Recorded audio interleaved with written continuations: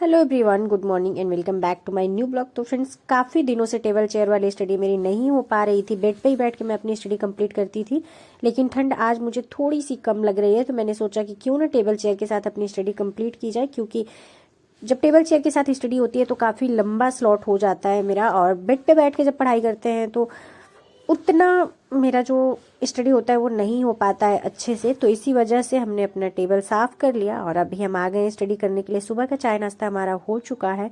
तो सबसे पहले हम करंट अफेयर्स कंप्लीट करेंगे। पहले भी हमने आप लोगों को बता रखा है कि अब जब तक पेपर हो नहीं जाता है तब तक डेली 2 घंटे करंट अफेयर्स हम अपना कंप्लीट करेंगे। डेली 2 घंटे हिंदी पढ़ेंगे, उसके बाद जीएस का अपना एक एक सब्जेक्ट ऐसे करके एक बार फाइनल रिवीजन कंप्लीट कर लेंगे। साथ में प्रैक्टिस सेट लगाते रहेंगे। तो काफ़ी टाइम से मैं अपनी डायरी में कुछ लिखी नहीं थी, जो कि मैं पर्सनली अपने सेल्फ मोटिवेशन के लिए कुछ चीज़ें लिखती रहती हूँ, अपने लाइफ से रिलेटेड चीज़ें। तो आज मैंने थोड़ी सी डायरी भी लिखी, क्योंकि जब भी मैं अपनी डायरी पढ़ती हूँ बहुत ज़्यादा लो फील कर रही होती हूँ, तो समझ में आता है कि मैं ये हूँ और मुझे यही बन के रहना है। मुझे बहुत ज़्यादा डाउन नहीं फील करना है, क्योंकि बहुत ज़्यादा जब मैं डाउन फील करती हूँ तो अपना ही नुकसान करती हूँ। तो इसी वजह से सेल्फ मोटिवेशन के लिए जब मैं बहुत पॉजिटिव मूड में होती हूँ तो कुछ चीज़ें लिखती हूँ और उसको बाद में मैं पढ़ती हूँ वापस से। तो अभी मेरी डायरी जितनी लिखनी थी मैंने लिख ली है और अभी मैं अपना करंट अफेयर्स कंप्लीट कर रही हूँ। इसका हमने शॉर्ट नोट्स भी बना रखा है, लेकिन अभी कुछ टॉपिक ऐसे हैं जो हमारे छूटे हुए हैं। और आज मैं गई थी शॉप पे घटनासार के लिए, कि ताकि मुझे 6 महीने की वो आती है, अगर एक 6 महीने की मिल जाती है तो जो मेरा लास्ट का छूटा है वो कंप्लीट हो जाएगा। लेकिन बुक नहीं मिली, तो देखते हैं 1-2 दिन अगर नहीं बुक मिलती है तो चले जाएंगे कटरा। बहुत ज़्यादा दिन नहीं लगेगा, 2 से 3 दिन लगेगा उसको कंप्लीट करने में। बहुत पतली बुक होती है, लेकिन उसमें जो मैटर दिया होता है वो काफ़ी एग्जाम के पॉइंट ऑफ व्यू से सॉलिड होता है। तो इसी वजह से मैं उसी से उसको कंप्लीट करने वाली हूँ, क्योंकि दृष्टि तो आ गई है मार्केट में, लेकिन अब दृष्टि लेते हैं तो उसको पढ़ने का टाइम मेरे पास बिल्कुल भी नहीं बचता है। और 1 साल का करंट अफेयर्स हमने दृष्टि से कंप्लीट किया हुआ है, तो घटनासार एक पढ़ लेंगे जो हमारा बीच का छूटा हुआ है 5-6 महीने का करंट अफेयर्स, तो वो हमारा कंप्लीट हो जाएगा।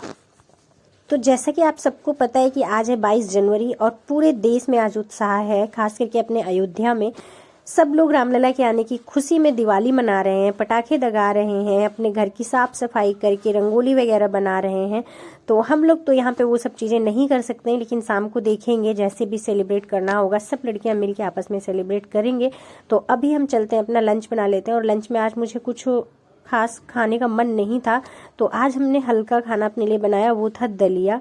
दलिया में बहुत सारी सब्जियाँ कट करके ऐड कर देते हैं और साथ में थोड़ा सा दलिया, यानी कि वो गेहूं का जो छोटा छोटा टुकड़ा किया हुआ रहता है उसको दलिया बोलते हैं हम लोग। तो बहुत हेल्दी ऑप्शन होता है। जैसे अपने यूपी में खिचड़ी बनती है, खिचड़ी की एकदम गीली वाली, वैसे ही हम दलिया बनाते हैं बहुत सारी सब्जियां डाल के उसमें, और मुझे बहुत पसंद है और बहुत हेल्दी भी होता है। और अगर एग्जाम का टाइम रहता है तो ज़्यादातर हम प्रेफर करते हैं दलिया ही खाना, क्योंकि दलिया खाने के बाद आलस नहीं आती है। तो अभी 17 से 18 दिन का बस टाइम बचा हुआ है हम लोगों के पास, तो कोशिश करते हैं कि जितना टाइम बचा सकते हैं बचा लें और अपना जो भी फाइनल रिवीजन है वो कंप्लीट कर लें, क्योंकि रिवीजन के साथ साथ प्रैक्टिस भी उतना इम्पोर्टेंट है। तो आज हम जो अपना हिंदी का क्वेश्चन पेपर लगाए थे उसमें कुछ इम्प्रूव हुआ है, क्योंकि जो हमारे 2 टॉपिक सबसे ज़्यादा वीक थे उसको हमने अच्छे से पढ़ा था। तो आज हमने जब क्वेश्चन लगाया तो आज के क्वेश्चन में हमारे 49 मार्क्स आए हैं। तो कल 40 आया था, आज 49 आया है, तो काफ़ी इम्प्रूव हुआ है और अच्छा फील हो रहा है मुझे।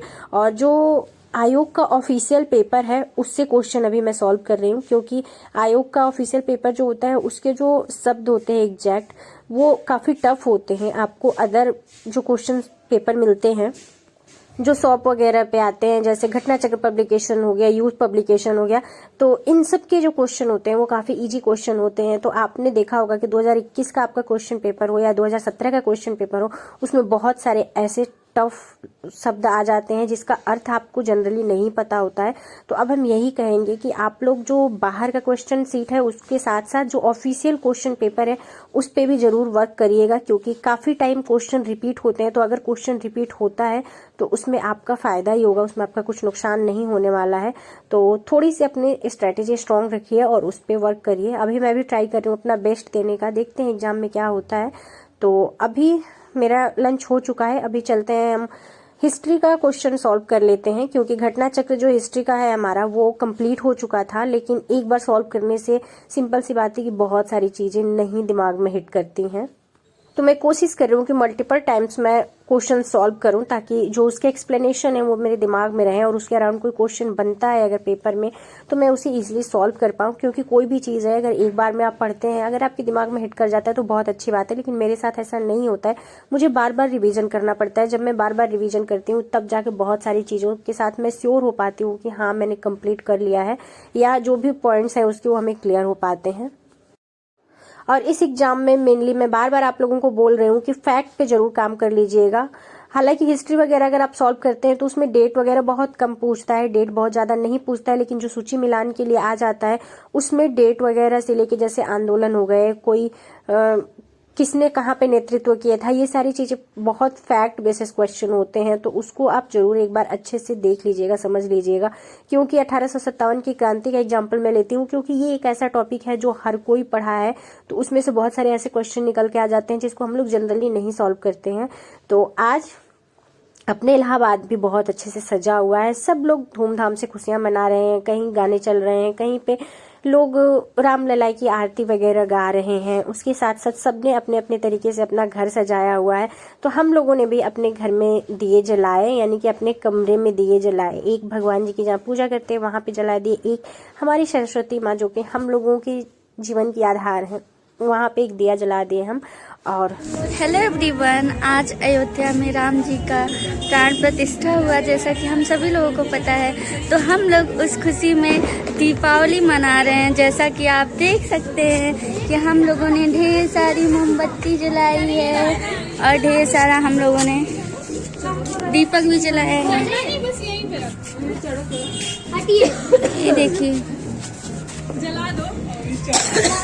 आई होप कि आप लोग भी अच्छे से राम जी के आने की खुशी को मना रहे होंगे। तो इसी बात के साथ हम आप लोगों को प्रे करते हैं कि आप लोगों को राम जी ढेर सारी ब्लेसिंग्स दें, आप लोग अपनी लाइफ में बहुत ज़्यादा खुश रहें, तरक्की करें। बाय। हेलो एवरीवन, हम लोग यहाँ पे स्काई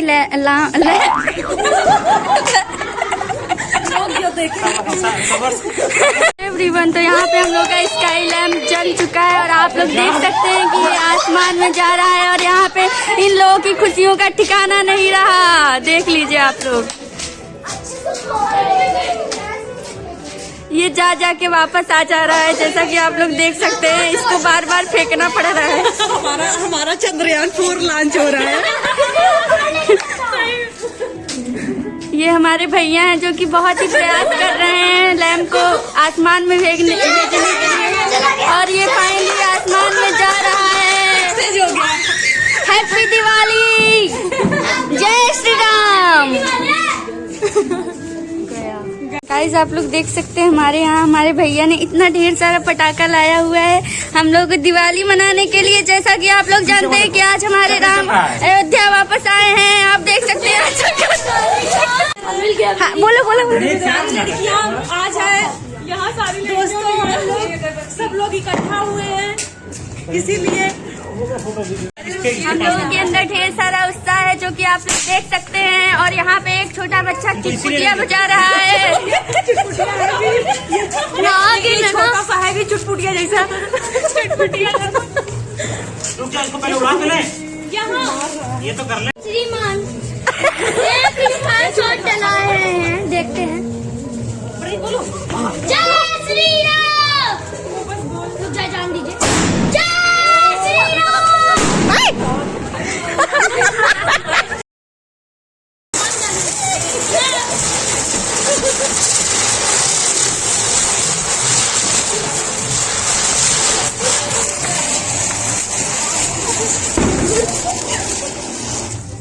यहाँ पे हमारे भैया एक बहुत ही बड़ा सा बम जला रहे हैं। इसी बार प्रयास करते हुए मेरे भैया, जो कि बहुत ही तेजी से बम फटने वाला है। अभी ना ऐसे करो, ऐसे, ठीक।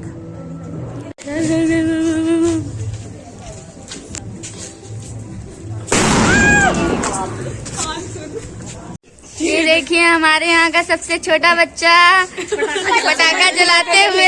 इसके अंदर तो सबसे ज्यादा उत्साह है, जो कि आप लोग देख सकते हैं। बड़े मकान मालिक का भी हृदय ये बिल्कुल भी डरता नहीं है। हानिकारक है।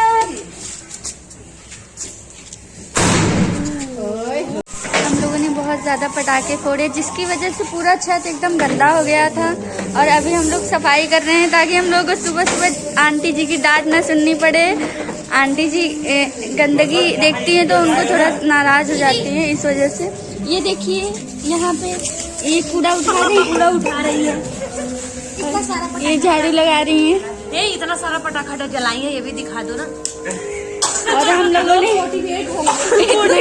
पटाखा जलाने के ढेर सारा पटाखा हम लोगों ने फोड़ा है और आज हम लोगों ने बहुत ही ज़्यादा एंजॉय किया है। Thank you.